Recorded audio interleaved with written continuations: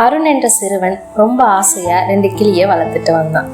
அந்த கிளிக்கு கூண்டு வாங்கணும்னு ரொம்ப நாள் ஆசைப்பட்டான். ஆனா அவன்கிட்ட கூண்டு வாங்குறதுக்கான காசு இல்லை.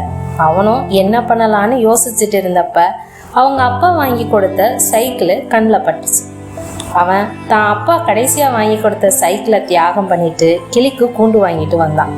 ஆனா 1 வாரம் ஆனதும் அந்த கிளி பறந்து போயிடுச்சு. அதை பார்த்த அவன் அந்த கிளியை எப்படியாவது பிடிச்சிடலான்னு நினைச்சு ஓடி போய் சைக்கிள் எடுக்க போறான். அங்க சைக்கிள் இல்லாததை பார்த்த அவனுக்கு மனசு கஷ்டமா போச்சு.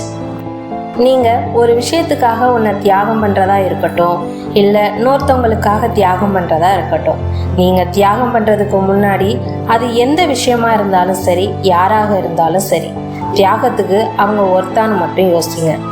அப்படி யோசிக்காம தியாகம் பண்ணீங்க அப்படின்னா யாருக்காக தியாகம் பண்ணீங்களோ அவங்களும் நம்ம கூட இருக்க மாட்டாங்க. எதை தியாகம் பண்ணீங்களோ அதுவும் நம்ம கிட்ட இருக்காது. இந்த வீடியோ உங்களுக்கு பிடிச்சிருந்தா லைக் பண்ணுங்க மற்றும் சப்ஸ்கிரைப் பண்ணுங்க. நீங்க யாருக்காக எதை தியாகம் பண்ணீங்க, அது இப்போ உங்க கூட இருக்கா அப்படின்னு கமெண்ட்ல சொல்லுங்க.